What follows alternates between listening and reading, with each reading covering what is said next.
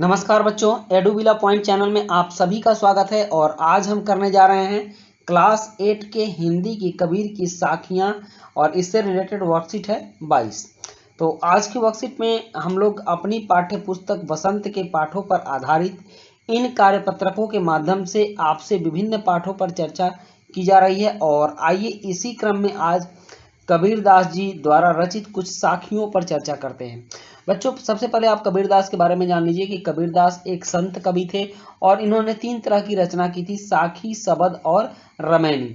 तो यहाँ हम लोग साखियों को पढ़ रहे हैं और इन साखियों में इन्होंने बहुत सारी ज्ञान की बातें कही थी। तो यहाँ 2 साखियां दी गई हैं, पहले आप इनको देख लीजिए।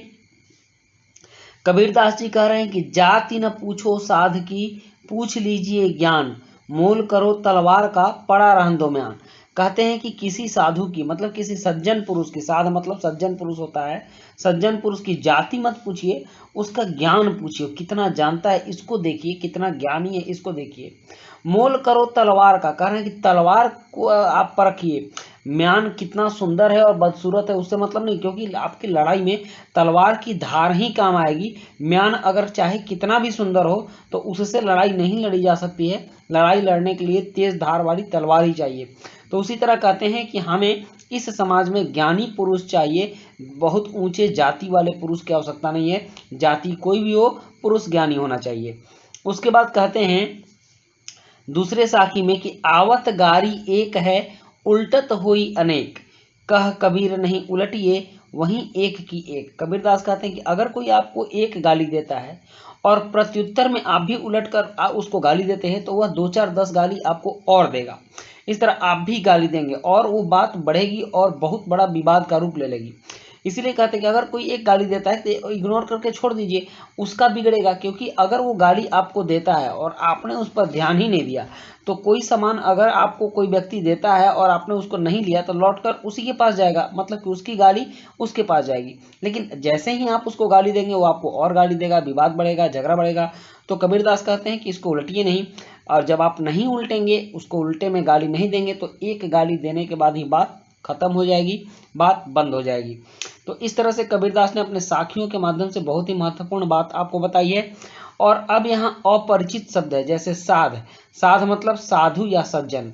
मोल, मोल मतलब कीमत या सम्मान। और उसके बाद है म्यान, म्यान का मतलब होता है तलवार रखने का खोल। और गारी, गारी का मतलब अपशब्द होता है या कटु वचन होता है। और उल्टत, उल्टत मतलब जवाब देना। अब इसके बाद इसके भावार्थ को समझ लेते हैं। कबीरदास कहते हैं कि कबीरदास अपनी इस साखी के माध्यम से कह रहे हैं कि जिस प्रकार म्यान के बजाय तलवार या तलवार की धार को महत्ता या वरीयता दी जाती है, ठीक उसी प्रकार साधु या सज्जन पुरुष की जाति या धर्म के बजाय उसके ज्ञान को प्राथमिकता देनी चाहिए।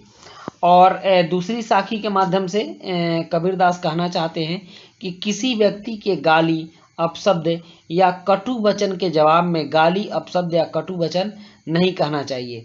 ऐसा करने पर वह व्यक्ति फिर से अनेक प्रकार के अपशब्द कहेगा, अर्थात ऐसे में संयम से काम लेना चाहिए। गाली या अपशब्द के जवाब में गाली या अपशब्द नहीं कहना चाहिए। तो अब आशा है कि इन पंक्तियों के भावार्थ को आपने समझ लिया होगा। आइए इन्हीं पंक्तियों पर आधारित कुछ प्रश्नों के उत्तर खोजते और लिखते हैं। जैसे कि यहाँ कहा गया, पहला प्रश्न है कि निम्न में से कौन सा साधु शब्द का पर्यायवाची नहीं है। मतलब कि इसमें बहुत सारे शब्द साधु शब्द के पर्यायवाची हो सकते हैं, सज्जन, गगन, भद्र और सभ्य। तो इसमें सज्जन साधु का पर्यायवाची है, भद्र शब्द साधु का पर्यायवाची और सभ्य भी है, गगन नहीं है। तो उत्तर ख इसका सही उत्तर होगा। और उसके बाद है दूसरा प्रश्न कि निम्न में से अनेक का विलोम शब्द छांटिए। तो अनेक का विलोम शब्द यहाँ ऑप्शन क है एक, ख है कई, ग है बहुत से और घ है ढेरों। तो अनेक मतलब होता है बहुत से, कई और ढेरों। तो इसका विलोम होगा एक। तो ऑप्शन क इसका सही उत्तर होगा एक। उसके बाद 3 प्रश्न है कि कबीरदास जी के अनुसार सज्जन पुरुष की पहचान किस तरह की जानी चाहिए। और चौथा प्रश्न है कि तलवार और म्यान में से कबीरदास म्यान को महत्वपूर्ण क्यों नहीं मानते। और 5वां है कि किसी के द्वारा गाली या अपशब्द देते समय कबीरदास संयम रखने की बात क्यों कहते हैं। उसके बाद गतिविधि है कि उपर्युक्त साखियों में आपको कौन सी बात सबसे ज़्यादा अच्छी लगी और क्यों। अनुच्छेद के रूप में अपने विचार लिखिए। तो चलिए अब इन प्रश्नों के उत्तर लिखते हैं।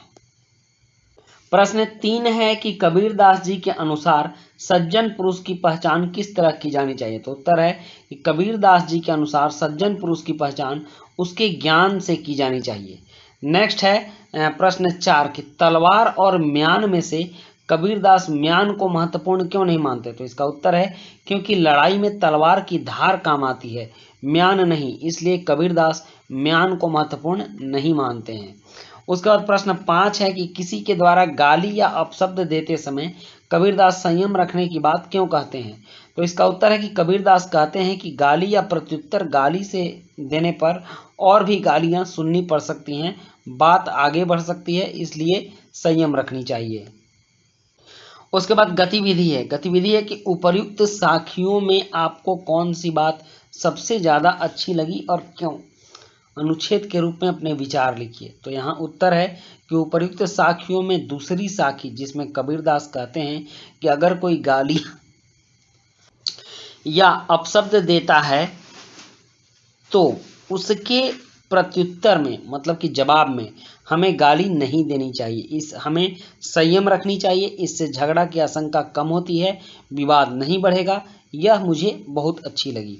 तो बच्चों यह थी आपकी आज की वर्कशीट और आज की वर्कशीट कंप्लीट होती है। वीडियो अच्छी लगी हो तो लाइक सब्सक्राइब कमेंट जरूर कीजिएगा। मिलते हैं नेक्स्ट वीडियो में। Thank you.